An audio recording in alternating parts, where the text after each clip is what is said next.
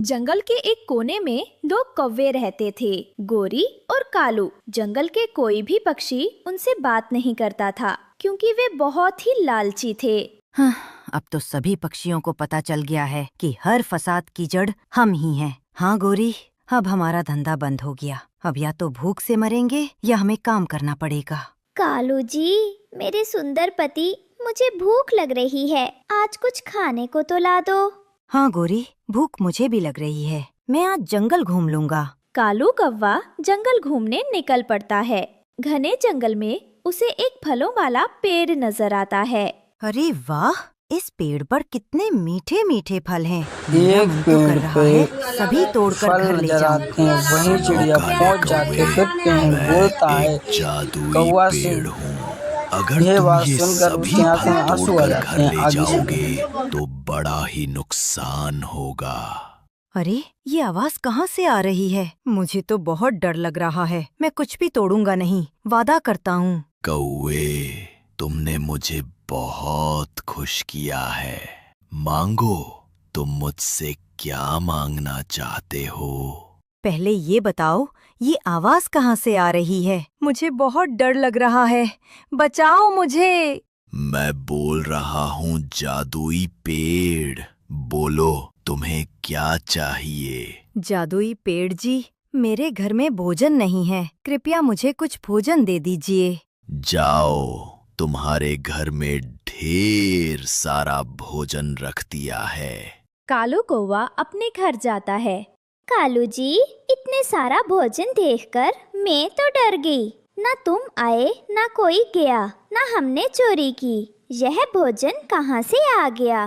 कालू कौवा गोरी को सारी बात बताता है। निकम्मे नखट्टू काले कौवे, जब मांगते हैं तो ज्यादा मांगते हैं। मीठे फल भोजन मांग क्या फायदा? उससे कुछ सोने चांदी की चीजें मांग लेते। ये क्या मांग कर आ गए तुम? मैं भूल गया था, तुम मेरे साथ नहीं थी तो मैं डर गया था। जाओ, दूसरी बार जाओ। उस जादुई पेड़ से मेरे लिए सोने का हार मांग कर लाओ। कालू कौवा फिर से जादुई पेड़ के पास जाता है। पेड़ जी, मेरी पत्नी को सोने का हार पहनने का बहुत शौक है। क्या आप उसकी इच्छा पूरी कर सकते हैं? एक कौवा कहता है पेड़ से, तो पेड़ बोलता है, मैं तुम्हारी इच्छा पूरी कर सकता हूँ। यही से सुनकर कौवा बोलते कबूतर से आपका बताता, बहुत बहुत धन्यवाद। जाओ, तुम्हारे घर में सोने का हार तुम्हारी पत्नी के गले में डाल दिया है। कालू अपने घर वापस आता है। गोरी, देखो, तुम्हारा सोने का हार तुम्हारे गले में कितना सुंदर लग रहा है। हाँ कालू जी, मैं तो सुबह से सोने के हार को ही पहनने की सोच रही हूँ। अब ऐसा लगता है मैं सोने की कौवी बन गई हूँ। लेकिन गोरी कौवी का लालच खत्म नहीं हो रही थी। कालू जी, हमारा घर तो देखो कितना टूटा फूटा है। गोरी, तुम कहना क्या चाहती हो? क्या हम ये घर नया बनवा ले उस जादुई पेड़ से? हाँ कालू जी, इसमें बुराई ही क्या है? कालू कौवा फिर से पेड़ के पास जाता है। पेड़ जी, मेरा घर पुराना है, टूटा फूटा है। क्या आप नया घर बनाकर दे सकते हो? कालू, अगर तुम सचमुच गरीब हो और तुम्हारा घर ठीक नहीं है तो मैं तुम्हारा घर बना देता हूँ। पेड़ जी, आप बहुत अच्छे हो। फटाफट पेड़ ने उन्हें एक खूबसूरत विशाल घर दे दिया। गोरी, मेरी सुंदर पत्नी, अब तो खुश हो ना? बोलो, तुम्हारी कौन सी इच्छा पूरी नहीं की मैंने? कालू, तुम मुझे एक ही दिन में इतना अमीर कर दोगे, मैंने कभी सोचा नहीं था। सुबह का समय था। रानो चिड़िया अपनी नन्ही बेटी के लिए कुछ फल लेने के लिए घने जंगल की ओर उड़ पड़ी। रानो ने देखा कि रास्ते में कई पेड़ हैं, लेकिन अचानक एक पेड़ बहुत अलग नजर आया। अरे वाह, इतने सारे फल! मैं यहीं से वो फल ले पेड़ पे जाती जाके हूँ। बैठ गई और फल सुनो देखी। पेड़ चिड़िया, से बतलाने लगी। मैं एक फिर क्या जादुई होता है, पेड़ फिर देखते हैं दोस्तों। अगर तुम ये सभी फल तोड़कर घर ले जाओगे तो बड़ा ही नुकसान होगा। हे पेड़ जी, मैं अब तक कोई फल नहीं तोड़ूंगी। मैं सिर्फ अपनी और अपनी बेटी की जरूरत पूरी करना चाहती हूँ। कृपया मेरी इच्छा पूरी कर दे। मुझे 2 मीठे फल दे दीजिए, एक मेरे लिए और एक मेरी बेटी के लिए। बहुत अच्छा। मैं सभी गरीब पक्षियों की इच्छाओं को पूरा करता हूँ, जैसे कालू कौवे की मैंने मदद करी। लेकिन पेड़ जी, आप उन दुष्ट कौवों की बात कर रहे हैं। वो बहुत लालची और स्वार्थी हैं। तुम सच बोल रही हो रानो। मैं उन्हें छोड़ूंगा नहीं, लेकिन तुम्हारी ईमानदारी और सच्चाई के लिए तुम्हारी मदद जरूर करूंगा। रानो चिड़िया ने पेड़ की बात सुनकर राहत की सांस ली और फल लेकर वहाँ से चली गई। अगली सुबह कालू कौवा फिर पेड़ के पास जाता है। पेड़ जी, मेरा घर लकड़ी का है। मुझे अमीर बनने का बहुत शौक है। आप मेरे घर को सोने का क्यों नहीं बना देते? काले कौवे, रोज रोज आते रहोगे तो कैसे पूरी करूंगा तुम्हारी इच्छा? एक ही बार बताओ, क्या क्या सोने का चाहिए? मेरे घर में जितना कुछ है, हर चीज को सोने का बना दो। जा काले कौवे, मैंने तेरे घर की एक एक चीज सोने का बना दी। कालू कौवा खुशी खुशी अपने घर लौटता है। घर पहुँचते ही वो इधर उधर देखता है। गोरी, मेरी सुंदर पत्नी कहाँ हो? कालू जी, मैं आपके सामने ही हूँ, लेकिन देखो अब मैं भी सोने की बन चुकी हूँ। मुझे ठीक कर दो। अरे हाय, मैं भूल गया। मैंने पेड़ से कह दिया कि घर का सब कुछ सोने जैसा कर दे। कालू कौवा जल्दी जादुई पेड़ के पास जाता है। पेड़ भाई, गलती हो गई। वो मेरी पत्नी भी सोने की बन गई हैं। तुम बड़े लालची हो। मैं अपना दिया सब कुछ तुमसे छीन लेता हूँ। अब तुम पहले की तरह कंगाल कौवे बन गए हो। कालू कौवा घर लौटता है। आज से हम मेहनत करके कमाएंगे। दूसरों का दिया दूसरों का ही रहेगा। इस तरह गोरी और कालू को लालच का अच्छा सबक मिल जाता। जंगल के किनारे एक छोटी सी चिड़िया रहती थी। नाम था रानो चिड़िया। उसका घर बहुत छोटा और कमजोर था, लेकिन रानो का सपना था अपनी मेहनत से बच्चों का पेट भरना और उन्हें अच्छी जिंदगी देना। बच्चों देखो, ये जो हरी हरी मिर्च मैंने बोई है ना, जब बड़ी हो जाएगी तो इन्हें बेचकर हम पैसे कमाएंगे। फिर तुम्हें अच्छे कपड़े और मीठा खिलाऊंगी। सच अम्मा, हमें भी मिठाई मिलेगी? हाँ बेटा, मेहनत और हिम्मत से सब कुछ मुमकिन है। पास ही पेड़ पर कालू कौवा और उसकी पत्नी गोरी कौवी बैठे थे। दोनों रानो की बातें सुनकर हंसने लगे। ये देखो, मिर्च उगाकर पैसे कमाएगी। मिर्च से भी किसी का घर गुजारा होता है क्या? सही कहते हो जी। लोग गेहूं धान बोते हैं और ये बेचारी मिर्च। अरे मिर्च तो सबके मुंह में जलन ही करेगी। तुम लोग चाहे मजाक उड़ाओ, पर मेहनत से बोई फसल कभी बेकार नहीं जाती। इतना सुनकर रानो का अच्छा दोस्त मिट्ठू तोता और उसकी पत्नी हरियाली तोती उड़कर आ गए। रानो बहन, उनकी बातों पर ध्यान मत दो। मेहनत करने वाला कभी भूखा नहीं रहता। हाँ रानो, तुम मेहनत करो। जब फसल तैयार होगी, मंडी में बेचोगी तो अच्छे पैसे मिलेंगे। तुम्हारे बच्चे भी खुश रहेंगे। रानो मुस्कुराई और उसका हौसला और बढ़ गया। अब वो और भी मेहनत से अपनी मिर्चों की देखभाल करने लगी। रानो रोज सुबह सूरज निकलने से पहले खेत जाती, छोटे पंखों से पानी भरती और मिर्च के पौधों को सींचती। बढ़ो मेरी मिर्चों, जल्दी बड़े हो जाओ ताकि मैं मंडी जाकर तुम्हें ऊंचे दाम पर बेच सकूं। अम्मा, हम भी मदद करेंगे। धीरे धीरे खेत हरी मिर्च से भर गया। फसल तैयार हुई तो रानो ने सोचा, चलो मंडी में बेचकर कुछ पैसे कमा लूं। उसने अपनी बैलगाड़ी में मिर्चें भरी और शहर की मंडी में चली गई। बेटा, घर संभालना, मैं मंडी जा रही हूँ। अगर ये मिर्च बिक गई तो तुम्हें मिठाई लाकर दूंगी। वाह अम्मा, जल्दी आना, हम तुम्हारा इंतजार करेंगे। रानो गाड़ी खींचते हुए धीरे धीरे जंगल के रास्ते चल पड़ी। तभी सामने कालू कौवा पेड़ पर बैठा दिखा। ओहो रानो, ये क्या ले जा रही हो? मिर्चियों का टोकरा? इन्हें कौन खरीदेगा? कालू, ये मेरी मेहनत है। भगवान चाहेगा तो सब बिकेगा। अरे मूर्ख, मंडी वाले क्या मिर्च से घर बनाएंगे? अरे मिर्च तो बस जलन देती है, कोई खरीदता थोड़े है।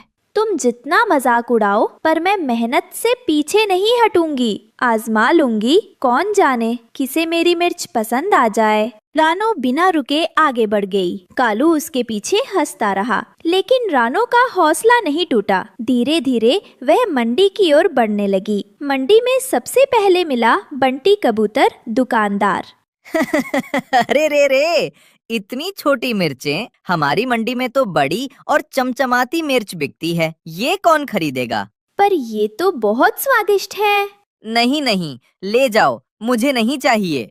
फिर रानो पहुंची लाल तोते के पास। हाँ, ओ रानो दीदी, ये मिर्च का क्या करूं? इतना छोटा छोटा, हमारे ग्राहक बोलेगा ओफो, ये तो कुछ काम का नहीं। लाल तोता भाई, ये छोटे मिर्च बहुत तीखे हैं, खाना बनेगा तो मजा आ जाएगा। तू चख के देख तो सही। ना रे, हमें छोटा मिर्च नहीं खरीदेगा। आगे जाओ बहन, आगे जाओ, ग्राहक को टाइम हो रहा है। रानो ने फिर आगे बढ़ी और एक दुकान पर रुकी, जहाँ हरियाणवी तोता बैठा था।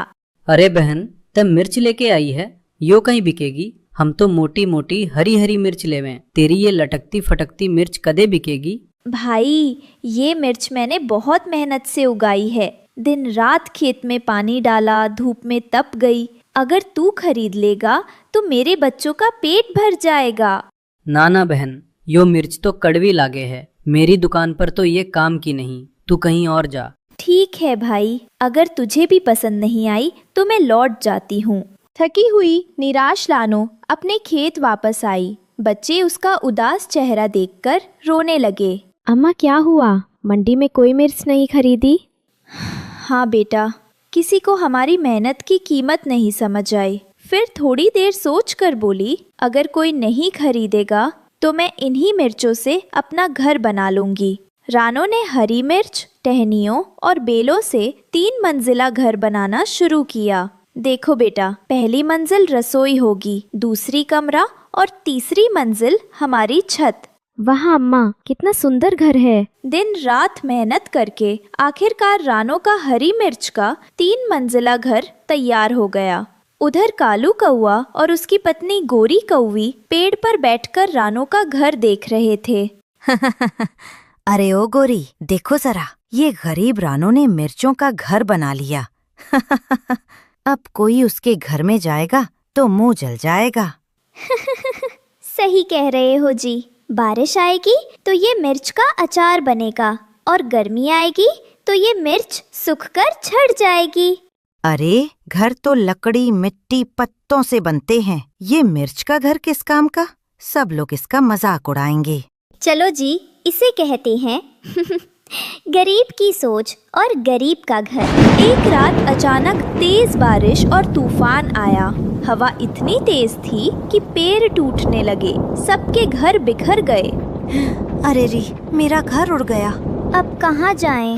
सिर्फ रानो का हरी मिर्च का घर मजबूती से खड़ा रहा। आओ सब लोग, मेरे घर में आ जाओ, यहाँ सबके लिए जगह है। सारे पक्षी रानो के घर में सुरक्षित हो गए। सबको समझ आया कि मजाक उड़ाने से कुछ नहीं होता, मेहनत और दया ही असली ताकत है। रानो बहन, हमने तेरा मजाक उड़ाया था, माफ कर दे, असली समझदारी तेरे पास है। गलती मान लेना ही सबसे बड़ी बहादुरी है। अब हम सब मिलकर रहेंगे। उस दिन से जंगल के सारे पक्षी रानो चिड़िया का आदर करने लगे।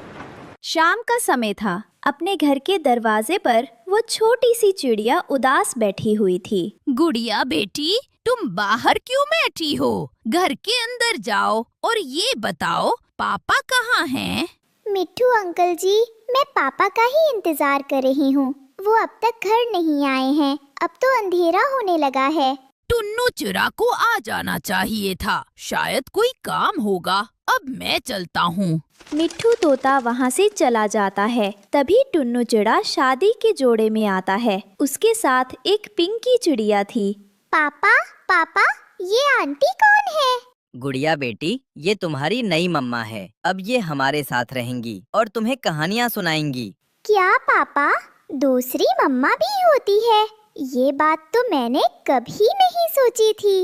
अब मुझे कोई चिंता नहीं, मुझे मम्मा मिल गई। गुड़िया चिड़िया खुश होती है और वे तीनों घर के अंदर चले जाते हैं। पिंकी चिड़िया खाना बनाती है। पिंकी जी, मेरी बेटी अभी बहुत छोटी है, मुझे उसी की चिंता थी, इसलिए मैंने आपसे शादी की है। आप समझ रही हैं ना? हाँ पति जी, अब आप चिंता छोड़ दीजिए, क्योंकि अब मैं आ गई हूँ। गुड़िया मेरी बेटी है, मैं उसका अपने से भी ज्यादा ख्याल रखूंगी। ये सुनकर टुन्नू खुश हो जाता है। पिंकी गुड़िया को अपने पंख से खाना खिलाती है। वो उससे बहुत प्यार करती है। इसी तरह से 10 दिन गुजर जाते हैं। पिंकी जी, अब मुझे जाना होगा, मेरी छुट्टियां खत्म हो चुकी हैं। मेरे बाद गुड़िया का अच्छे से ध्यान रखना। अरे पति जी, आप क्यों चिंता करते हो? मैंने कहा ना, अब गुड़िया मेरी बेटी है, सारी जिम्मेदारी मेरी है। आप खुश होकर नौकरी कीजिए, मैं और गुड़िया बहुत खुश रहेंगे। हाँ पापा, नई मम्मा बहुत अच्छी है, ये कहानियाँ भी सुनाती है, मुझे मजा आता है। आप जाएं। टुन्नू चिड़ा शहर चला जाता है। रात हो जाती है। मम्मा, आज आप कहानी नहीं सुनाएंगी? आपको पता है ना, कहानी सुने बिना मुझे नींद नहीं आती। चुड़ैल की बच्ची, अब बताती हूँ। मेरी नाक में दम कर रखा है, अब तेरी सेवा नहीं, तुझे सबक सिखाऊंगी। चल जल्दी से मेरे पंख दबा, वरना तेरा मुंह तोड़ दूंगी। गुड़िया पंख दबाने लगती है। पिंकी उसे खींचकर चाटा मारती है। तेरे पंखों में जान नहीं, ठीक से दबा, वरना तेरी खाल उधेड़ दूंगी। गुड़िया रोती हुई पंख दबाती है और जमीन पर ही सो जाती है। सुबह को पिंकी चिड़िया डंडा मारती है। महारानी खर्राटे लेकर सो रही है, घर का काम कौन करेगा? माँ, मैं काम कर दूंगी, मगर इस डंडे से क्यों मारा? मुझे बहुत दर्द हो रहा है। जबान चलाती है। ले, एक और डंडा खा। तू होती कौन है मना करने वाली? अब रसोई में जाकर मेरे लिए चाय नाश्ता बना। गुड़िया डर के मारे रसोई में जाकर चाय बनाती है। छी छी, कितनी बुरी चाय बनाई है। कर्मजली, तुझे कुछ बनाना नहीं आता, मार मार के सिखाना होगा। पिंकी गुड़िया को पीटने लगती है। गुड़िया रोती है। ऐसे गुड़िया की जिंदगी दुखों से भर जाती है। वो मार के डर से घर के सारे काम सीख जाती है। एक दिन गुड़िया दूध गर्म कर रही थी। सोचते सोचते माँ को याद करने लगी। दूध उबलकर बाहर गिर गया। मनहूस, सारा दूध निकाल दिया। पैसे क्या पेड़ पर लगते हैं? रुको, अभी बताती हूँ तुझे। मम्मा, गलती हो गई, मैं अपनी माँ को याद कर रही थी, आगे से कभी नहीं करूँगी, प्लीज मत मारो। कल को पापा से भी कहेगी, तेरी अकल ठिकाने लगानी होगी। मैं पापा को सब बता दूंगी, आप बहुत बुरी है। क्या कहा? तुझे छोड़ूंगी नहीं। वो गुड़िया को एक कमरे में बंद कर देती है और 2 दिन तक खाना पानी नहीं लेती। 2 दिन बाद दरवाजा खोलकर देखती है, गुड़िया बेहोश पड़ी है। हाय, ये तो मर गई। अब टुन्नू जी को क्या जवाब दूंगी? इसको कहीं फेंकना होगा। वो गुड़िया को पहाड़ों में फेंक आती है और बहाना बना देती है कि वो गुम हो गई। कुछ दिन बाद टुन्नू घर आता है। अपनी बेटी के लिए गुड़िया और खिलौने लाया था। गुड़िया बेटी, कहाँ हो? देखो, मैं गुड़िया और रिमोट वाली कार लाया हूँ। मेरी बेटी कहाँ है? पति जी, मुझे माफ कर दीजिए, गुड़िया पता नहीं कहाँ गुम हो गई। मैंने बहुत ढूंढा, पुलिस कंप्लेन भी की, शायद वो भाग गई हो। कोई बात नहीं पिंकी जी, अब मैं आ गया हूँ, मैं अपनी बेटी को ढूंढ लूंगा। वो बहुत ढूंढता है, मगर गुड़िया का कहीं कोई पता नहीं चलता। कई महीने गुजर जाते हैं। इधर पिंकी के साथ हादसा होता है। वो अंधी और लंगड़ी हो जाती है। हे भगवान, मेरी जिंदगी नरक बन गई। शायद गुड़िया की आत्मा ने मुझे श्राप दिया है। क्या? गुड़िया की आत्मा? मगर वो तो गुम हो गई थी। पिंकी रोते रोते टुन्नू को सब सच बता देती है। हत्यारन, जालिम, ऊपर वाले ने तुझे सजा दे दी है। अब तू यूं ही तड़प तड़प कर मरेगी। मैं तुझे छोड़ कर जा रहा हूँ। नहीं टुन्नू जी, मुझे मत छोड़ कर जाइए। मैं अंधी हूँ, लंगड़ी हूँ, अकेली नहीं जी पाऊंगी। ये सब तुम्हें तब सोचना था जब मेरी मासूम बेटी को मार डाला था। अब मैं कभी लौट कर नहीं आऊंगा। टुन्नू हमेशा के लिए चला जाता है। पिंकी चिड़िया अकेली और दुख भरी मौत मरती है। तो प्यारे दोस्तों, बुराई का अंत हमेशा बुरा होता है। प्लीज हमारी कहानी को लाइक करें और चैनल को सब्सक्राइब करना ना भूलें। धन्यवाद। आज गुड़िया बहुत खुश थी क्योंकि आज गुड़िया की नानो उसके लिए नया साइकिल लेकर आई थी। नानो, बहुत बहुत शुक्रिया, ये नई साइकिल मुझे बहुत पसंद आई है।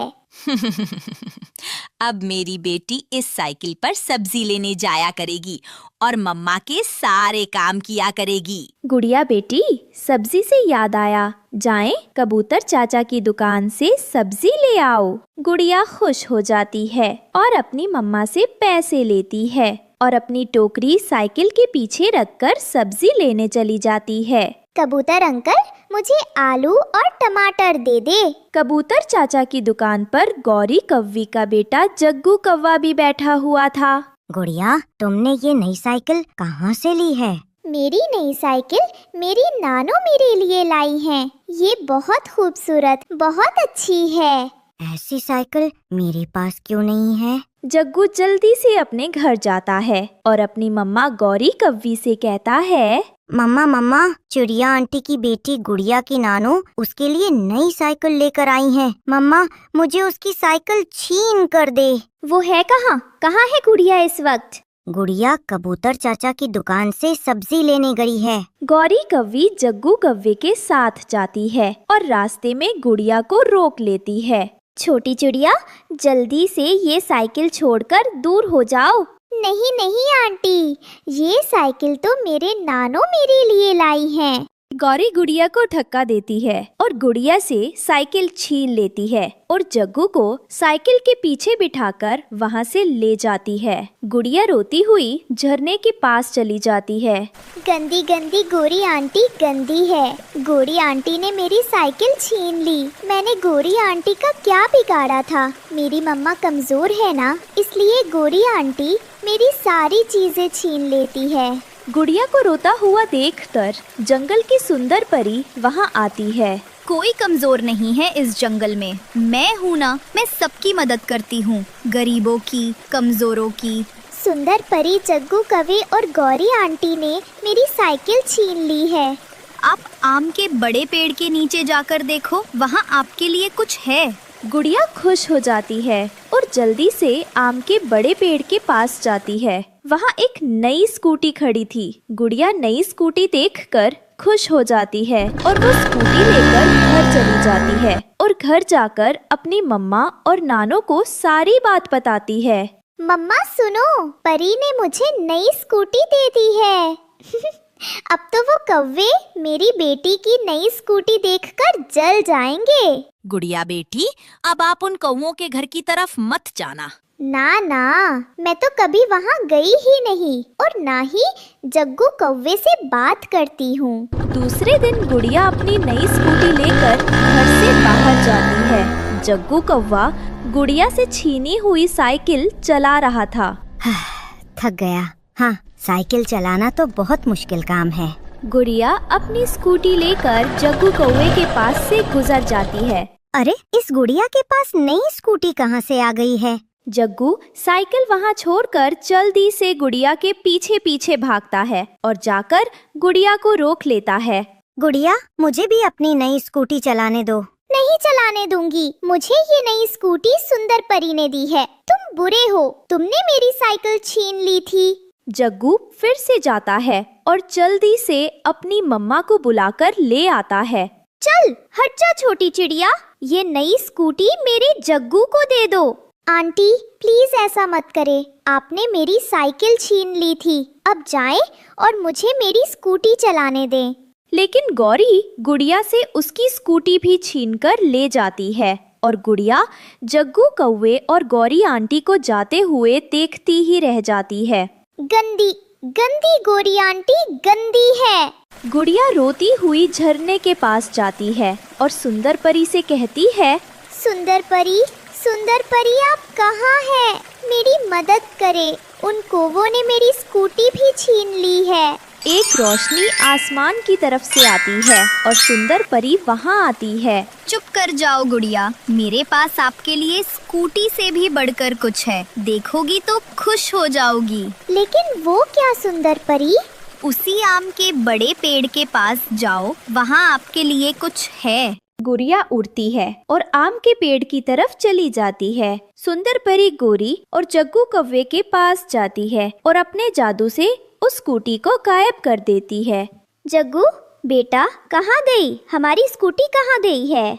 मम्मा, अभी अभी तो मैंने स्कूटी यहाँ खड़ी की थी। कौवों को देखकर फूलों में छुपी हुई सुंदर परी हंस रही थी। गुड़िया जब आम के बड़े पेड़ के पास जाती है तो उसकी आंखें खुली की खुली रह जाती हैं। वहाँ एक लाल रंग की कार खड़ी थी। क्या ये मेरे लिए है? नहीं नहीं, शायद ही मेरी नहीं है। ये कार आपके लिए ही है, इसे आप लेकर जा सकती हो। गुड़िया खुशी खुशी वो लाल रंग की नई मोटर कार लेकर वहाँ से चली जाती है। बिंदिया बिंदिया, मेरे साथ बैठो। आओ, मैं आपको इस नई कार में जंगल की सैर करवाती हूँ।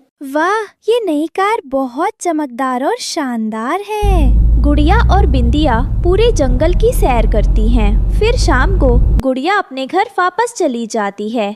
मम्मा मम्मा, अब तो गोरी आंटी जलकर राख बन जाएंगी जब वो मेरे पास मेरी नई कार देखेंगी। गुड़िया की मम्मा ने गुड़िया को समझाया, मेरी बेटी कभी भी घमंड मत करना। ये इसीलिए है कि आप अच्छी हो और नेक चिड़िया हो। मेरी बेटी हमेशा ऐसे ही अच्छे काम करना, फिर कभी भी आप जीवन में निराश नहीं होगी। मम्मा, मैं वादा करती हूँ मैं हमेशा दूसरों की मदद करूँगी और किसी को तंग नहीं करूँगी। 2-3 दिनों के बाद जब गुड़िया अपनी नई कार में जंगल की सैर कर रही थी तो गोरी कौवी और जग्गू कौवा सामने आकर गुड़िया का रास्ता रोक लेते हैं। जग्गू बेटा, हर बार इस गुड़िया को पहले से अच्छी और महंगी चीज ही मिलती है, अब हम क्या करें? मम्मा, हम ऐसा करते हैं, गुड़िया की नई कार भी छीन लेते हैं। लेकिन गुड़िया कौवों की बात सुन लेती है और अपनी कार लेकर वहाँ से भाग जाती। गुड़िया इतनी तेज कार चलाती है कि कौवे पीछे ही रह जाते हैं। गोरी कौवी अपने भाई के पास जाती है। भाई भाई, जग्गू को गुड़िया की कार पसंद आ गई है, हमें गुड़िया की कार छीन कर दे। मैं अभी जाता हूँ और उस गुड़िया की बच्ची से कार छीन लेता हूँ। गोरी कौवी का भाई जग्गू का मामा उड़ता है और गुड़िया को रास्ते में जाकर रोक लेता है। उतर जाओ इस कार से, ये कार जग्गू चलाएगा, वरना मैं तुम्हें बहुत मारूंगा। गुड़िया डर जाती है और कार से उतर जाती है। जग्गू कौवे का मामा कार भगाकर ले जाता है। गुड़िया फिर से झरने पर जाती है। सुंदर परी, कौवों ने मेरी कार छीन ली है, उन्हें रोक के मेरी मदद करे। सुंदर परी वहाँ आ जाती है। वो कौवे कभी भी कामयाब नहीं हो सकते क्योंकि वो बुरे कौवे हैं। आज मैं आपको कुछ अलग दूंगी, जंगल में सबसे अलग।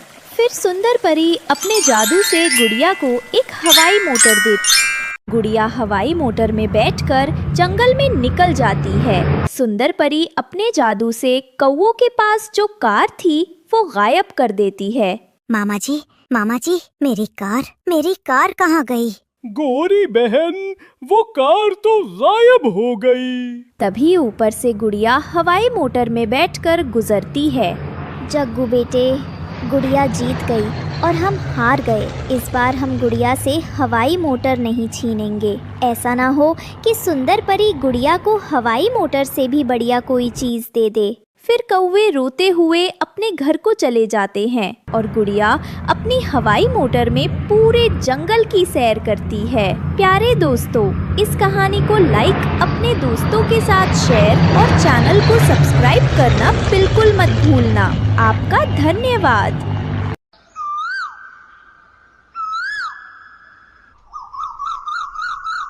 गोरी बर्बाद कर दिया इस बर्फ ने हमें। गोरी, अब हम कहाँ जाएंगे, क्या करेंगे? मुझे तो बहुत डर लग रहा है, ऐसी ठंड में हम कहाँ जाएंगे गोरी? कालू जी, हमें जल्द से जल्द कोई जगह ढूंढनी होगी, वरना हम ठंड से मर जाएंगे। कालू जी, वो देखें, रानो चिड़िया का घर। क्यों ना हम धोखे से रानो चिड़िया के घर पर कब्जा कर लें। जंगल में सर्दियों का मौसम था, हर तरफ जंगल में बर्फ ही बर्फ थी। रानो चिड़िया और उसकी प्यारी सी बेटी गुड़िया एक छोटे से घास के घर में रहा करती थी। उनका घर छोटा जरूर था, परंतु उसमें प्यार और ममता भरी हुई थी। रानो चिड़िया गरीब थी, परंतु वह अपनी मेहनत और समझदारी से अपनी बेटी की अच्छी देखभाल किया करती थी। जंगल में ठंडी ठंडी हवाएं चल रही थी, पेड़ पौधे बर्फ से ढके हुए थे। वहीं रानो चिड़िया अपने घर के अंदर बैठी हुई थी और वह गुड़िया को समझा रही थी। गुड़िया बेटी, सर्दियाँ बहुत ज्यादा मुश्किल होती हैं और सर्दियों में खाना ढूंढना तो और ज्यादा मुश्किल हो गया है। हाँ मम्मा, परंतु आप चिंता ना करें, हम दोनों एक साथ मिलकर खाना ढूंढेंगे और जब बर्फ पिघल जाएगी तो सब ठीक हो जाएगा मम्मा। हाँ मेरी गुड़िया बेटी, बस हमें हिम्मत नहीं हारनी, हमें हिम्मत के साथ मिलकर एक दूसरे का ख्याल रखना है। हमें इस बर्फ से और इस ठंड से अपनी जान बचानी है।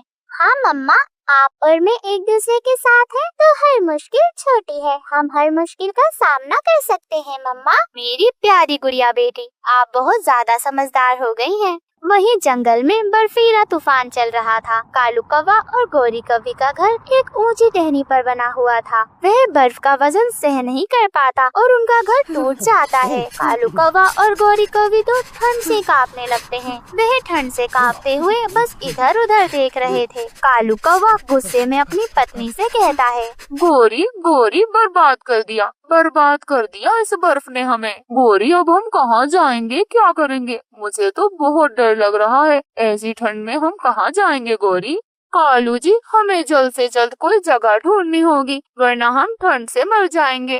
कालू जी, वो देखें रानो चिड़िया का घर, क्यों ना हम धोखे से रानो चिड़िया के घर पर कब्जा कर लें। हाँ गोरी, एक काम करते हैं, हम उस छोटी चिड़िया को घर से बाहर निकाल देंगे और आराम से उसके घर में रहेंगे। हाँ कालू जी, चले चले उस छोटी चिड़िया के घर में जाते हैं। ऐसा कहकर वे दुष्ट कालू कौवा और गोरी कौवी सीधे रानो चिड़िया के घर में चले जाते हैं। कालू कौवा रानो चिड़िया के घर में जाकर उससे कहता है, रानो बहन, तुम्हारा घर तो बहुत ज्यादा आरामदायक लग रहा है, क्या हम कुछ दिन यहाँ ठहर सकते हैं? कालू जी, पूछ क्या रहे हो? रानो बहन कौन सा मना करेंगी। क्यों रानो बहन, आपका घर और हमारा घर एक ही बात है, हम यहाँ रह सकते हैं ना रानो बहन। रानो चिड़िया के कुछ समझ नहीं आ रहा था कि वह कालू कौवे को क्या जवाब दे। वह काफी झिझकते हुए कहती है, कालू भैया, गौरी बहन, मेरा घर बहुत ज्यादा छोटा है। छोटी चिड़िया, तेरा घर छोटा है तो क्या हुआ, हमें जगह चाहिए बस। हो छोटी चिड़िया, ज्यादा चू चू चू चू मत कर, मैंने कह दिया कि हमें जगह चाहिए तो चाहिए। ऐसे ही वह दुष्ट पति पत्नी जबरदस्ती छोटी चिड़िया के घर में घुस जाते हैं। रानो चिड़िया बहुत ज्यादा घबराई हुई थी। वह अपने बच्चों को लेकर एक कोने में सिमट जाती है। रानो चिड़िया अपनी बेटी को देखती है जो डर से कांप रही थी। रानो चिड़िया फैसला करती है कि उसे कुछ करना होगा। गुड़िया बेटी, आप डरे नहीं, मम्मा आपके साथ हैं, आप बिल्कुल भी फिक्र ना करें, हम एक नया घर बनाएंगे बेटा। परंतु मम्मा, इस ठंड में हम नया घर कैसे बनाएंगे? बाहर बहुत ज्यादा ठंड हो रही है मम्मा। रानो चिड़िया अपनी बेटी से मुस्कुराते हुए कहती है, गुड़िया बेटी, अगर हिम्मत और मेहनत हो तो कुछ भी मुमकिन है, आप बिल्कुल भी फिक्र ना करें, आप मेरे साथ है ना। मम्मा और बेटी मिलकर बहुत खूबसूरत सा मजबूत घर बनाएंगे। रानो चिड़िया की बेटी यह सुनकर खुश हो जाती है और उसे हिम्मत मिलती है। वह अपनी माँ के साथ उड़ती हुई जाती है। रानो चिड़िया अपनी पुरानी दोस्त सोन परी के पास जाती है। परी बहन, मुझे आपकी मदद चाहिए। परी बहुत ज्यादा अच्छी थी। वह बहुत प्यार से कहती है, हाँ हाँ रानो, बताओ मैं तुम्हारी क्या मदद कर सकती हूँ। रानो चिड़िया दुखी होकर उसे सारी बात बताती है। सोन परी जी, कालू और गौरी ने हमारा घर छीन लिया है, हमें एक नया घर बनाना है, आप हमारी नए घर बनाने में मदद कर दें। अच्छा तो ये बात है, तो फिर देर किस बात की, चलो हम मिलकर एक बहुत ही सुंदर और मजबूत घर बनाएंगे। ऐसे ही रानो चिड़िया, गुड़िया और परी बर्फ के बड़े बड़े टुकड़ों को इकट्ठा करती हैं। वह मिलकर एक बहुत ही खूबसूरत सा बर्फ का घर बनाती हैं। घर में छोटे छोटे दरवाजे और खिड़कियां भी होती हैं। जैसे ही घर बनकर तैयार हो जाता है, गुड़िया को वह घर बहुत ज्यादा पसंद आता है। गुड़िया बहुत ज्यादा खुश होकर अपनी माँ से कहती है, हाँ मम्मा, ये घर तो बहुत ज्यादा सुंदर है। मम्मा जी देखें, हमने कर दिखाया। रानो चिड़िया भावुक होकर अपनी बेटी से कहती है, हाँ गुड़िया बेटी, यह घर हमारी मेहनत और प्यार से बना है, सुंदर और मजबूत तो होना ही है। वही परी भी उन माँ बेटी को खुश देखकर बहुत ज्यादा खुश हो जाती है। अब तुम्हें किसी से डरने की जरूरत नहीं है, ये घर बहुत ज्यादा मजबूत और सुरक्षित है। यह घर ठंड में गर्म और गर्मी में ठंडा रहेगा। परंतु यह बात कालू और गौरी को पता चल जाती है और वे वहाँ आ जाते हैं। कालू कौवा गुस्से से कहता है, रानो चिड़िया, तूने नया घर बना लिया, तुम्हारी हिम्मत कैसे हुई? अब ये घर भी हमारा है। निकलो रानो चिड़िया, यहाँ से बाहर निकलो, ये सुंदर घर सिर्फ हमारा है। तभी वहाँ पर सोनपरी सामने आ जाती है। बस बहुत हो गया, ये घर तुम इनसे नहीं छीन सकते। अगर तुमने ज्यादा जोर जबरदस्ती की तो मैं तुम्हें अपनी जादुई शक्तियों से कैद कर दूंगी। परी का इतना गुस्सा देखकर कालू कौवा और गौरी कौवी बहुत ज्यादा डर जाते हैं। कालू कौवा शर्मिंदा होकर गौरी से माफी मांगता है। रानो बहन, हमें माफ कर दो, हमने लालच में आकर बहुत ज्यादा गलत किया। हाँ रानो बहन, हम ठंड से बहुत ज्यादा डर गए थे, इसलिए हमने ऐसा किया। हमने तुम्हारे घर पर कब्जा किया, परंतु अब हमें समझ आ गया है कि हमें तुम्हारे साथ बुरा नहीं करना चाहिए था। रानो चिड़िया दिल की बहुत ज्यादा अच्छी थी। वह मुस्कुराते हुए कहती है, कालू भैया, गौरी बहन, माफी मांगने से इंसान और पक्षी दोनों बड़े बनते हैं, परंतु अगली बार किसी को सताने से पहले आप सोच लीजिएगा। रानो चिड़िया कालू और गौरी को अपने बर्फ के घर में थोड़ी जगह दे देती है, परंतु वह कालू और गौरी से वादा करवाती है कि वह अब किसी भी पक्षी के साथ कभी भी इतना बुरा व्यवहार नहीं करेंगे। तभी गुड़िया मुस्कुराते हुए अपनी मम्मा से कहती है, मम्मा जी, अब हम सब मिलकर इस ठंड से लड़ेंगे। रानो चिड़िया अपनी बेटी को गले लगाते हुए कहती है, गुड़िया बेटी, मेहनत और माफी से ही जिंदगी में खुशियाँ आती हैं। जंगल में बर्फ तो थी, पर अब हर तरफ प्यार और अपनापन भी था। रानो और गुड़िया का साहस सबके लिए प्रेरणा बन गया। प्यारे दोस्तों, इस कहानी से हमें ये सीख मिलती है कि मेहनत और प्यार से हर मुश्किल को हराया जा सकता है। जंगल में एक छोटे से खेत के पास एक मिट्टी का छोटा सा घोंसला था। तेज हवा चल रही थी। रानो चिड़िया अपने घोंसले में बैठी हुई थी और टुन्नू चिड़ा खेतों में मेहनत कर रहा था। रानो चिड़िया अपने आप से ही बातें किए जा रही थी।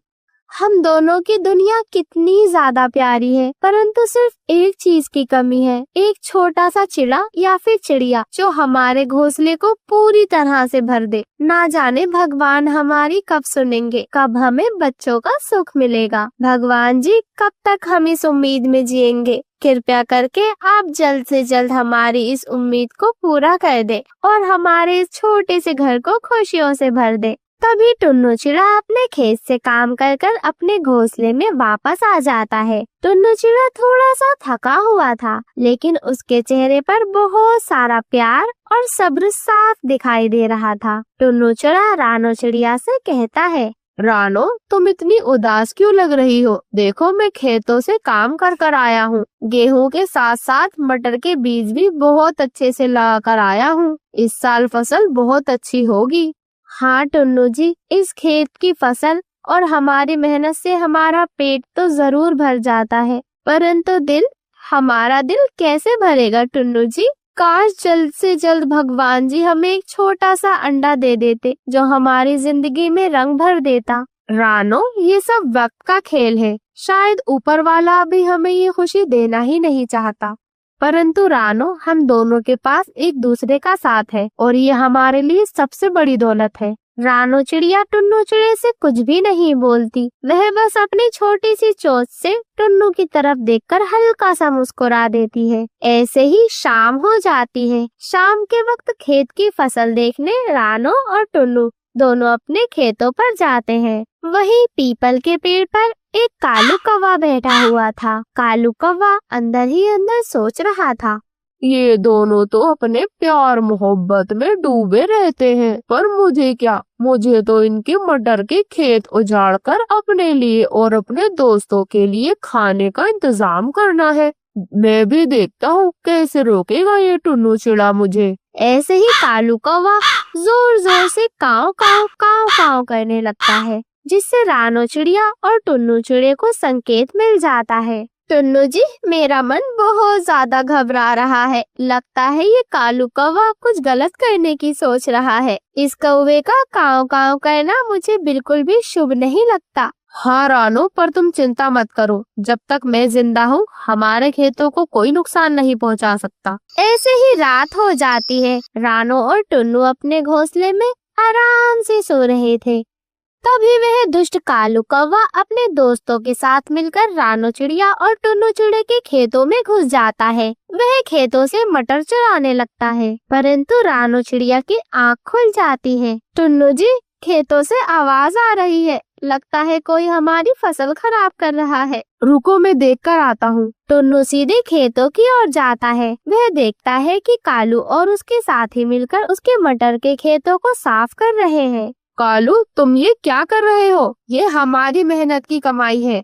हो। टुन्नू, तुम्हारे पास तो कोई औलाद भी नहीं है, तुम्हारे खेत का क्या फायदा? तुम्हारी सब फसल हमारे ही काम तो आएगी। टुन्नू को बहुत ज्यादा गुस्सा आ जाता है और वह गुस्से में कालू कौवे को भगाने की कोशिश करता है। टुन्नू चिड़े की कालू कौवे और उसके साथियों से लड़ाई हो जाती है। बेचारा टुन्नू चिड़ा अकेला था, उसकी चोट लग जाती है और वह वापस अपने घोंसले में आ जाता है। रानू चिड़िया टुन्नू को जख्मी देखकर बहुत ज्यादा घबरा जाती है।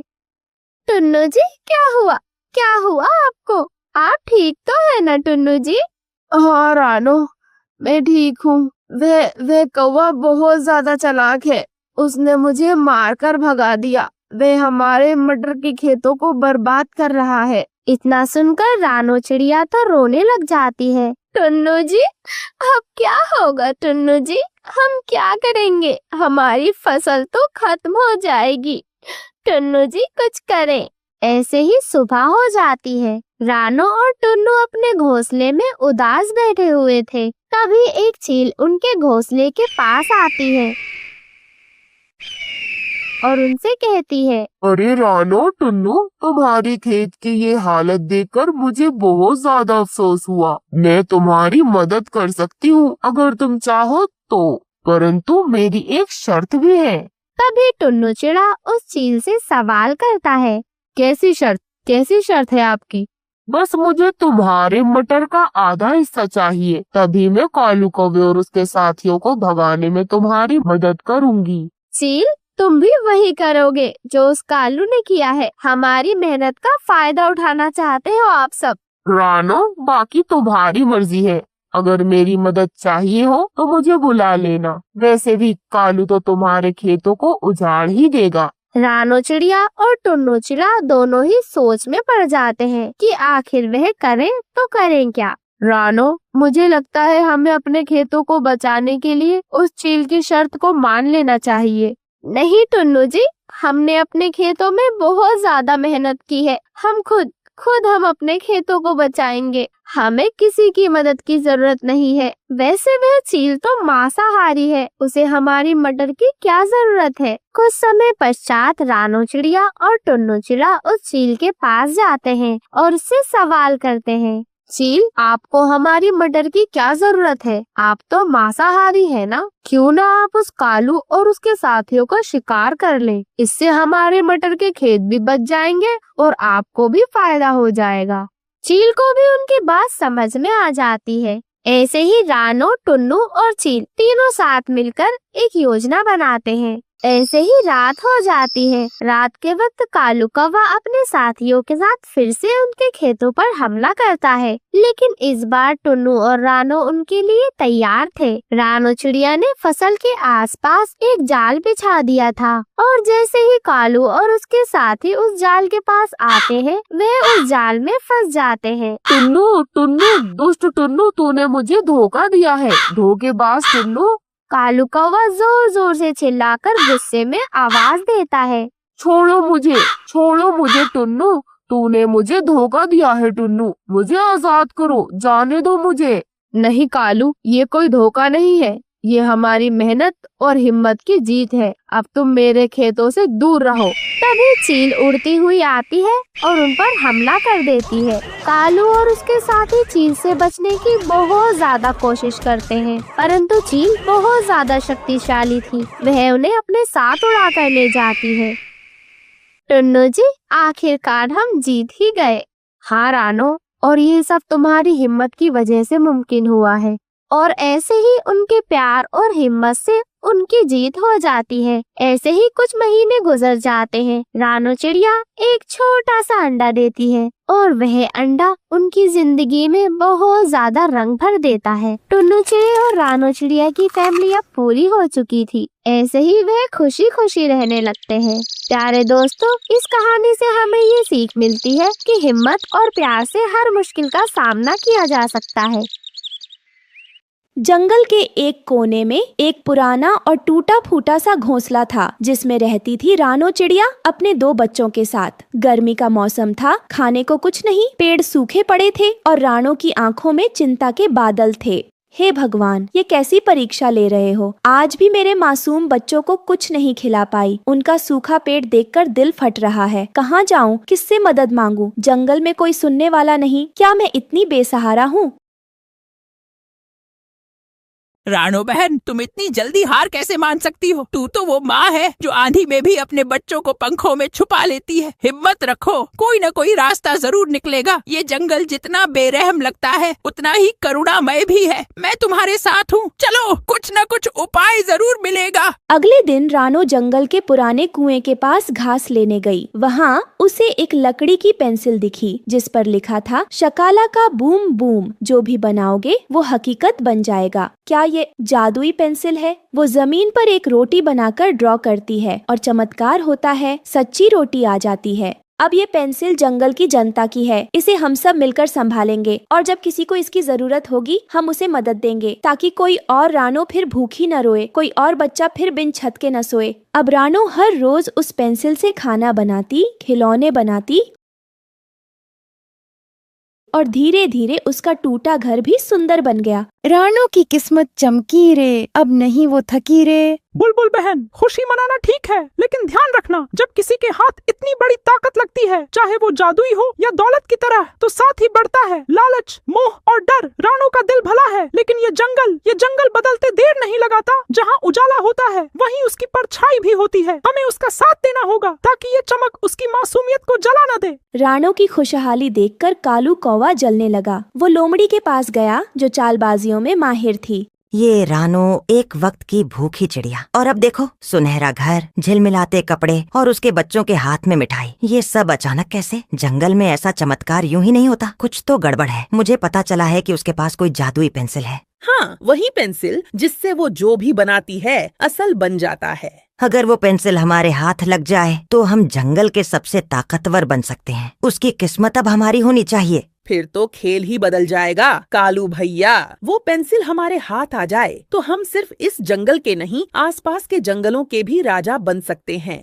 रात के अंधेरे में कालू और लोमड़ी चुपचाप रानो के घर पहुँचे और वो जादुई पेंसिल चुरा ली। धीरे लोमड़ी बहन, कोई जाग न जाए। रानो का घर यहीं है। वो पेंसिल उसी तकिए के नीचे रहती है।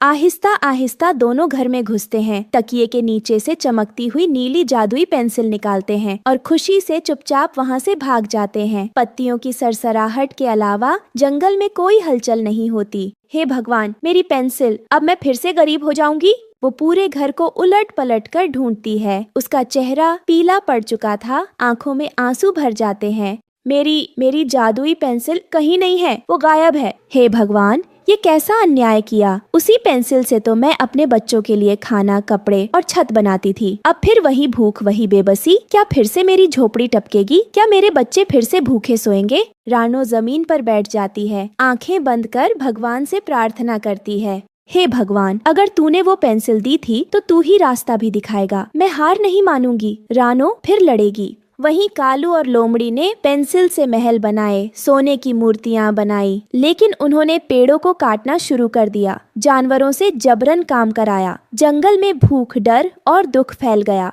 ये अब हद हो गई। वो पेंसिल सिर्फ रानो की नहीं, पूरे जंगल की उम्मीद थी। और अब वो चोर कालू कौवा और चालाक लोमड़ी उसके जरिए क्या क्या कर सकते हैं, कोई नहीं जानता। अगर वो पेंसिल उनके हाथ में रही तो जंगल में लालच, डर और अंधेरा फैल जाएगा। हमें अब चुप नहीं बैठना चाहिए, हमें कुछ करना होगा। ये पेंसिल अब गलत हाथों में है। मिट्टू भाई, तुम्हारा गुस्सा जायज है, लेकिन हमें सोच समझ कर चलना होगा। लड़ाई सिर्फ ताकत से नहीं जीती जाती, हिम्मत, योजना और एकता ही सबसे बड़ा हथियार है। रानू बहन, तुम्हारे आंसू अब और नहीं गिरने देंगे। अब हम सब तुम्हारे साथ हैं। चलो मिलकर एक मजबूत योजना बनाते हैं ताकि पेंसिल भी वापस आए और जंगल को भी इंसाफ मिले। जंगल के पुराने बरगद के नीचे रात को एक गुप्त सभा हुई। रानो ने एक नक्शा बनाया, कहाँ से हमला होगा, किसका क्या काम होगा। बुलबुल तुम महल के अंदर जाओगी और पेंसिल को खोजोगी। मिट्ठू आप उड़ते हुए ध्यान बटाओगे। कबूतर आप नीचे से पक्षियों को संभालोगे। मैना आप लोमड़ी को उलझाओगी। अगली सुबह सूरज की पहली किरण के साथ हमला शुरू हुआ। मिट्ठू ने कालू कौवे के महल के ऊपर से उड़ते हुए जोर जोर से चिल्लाना शुरू किया,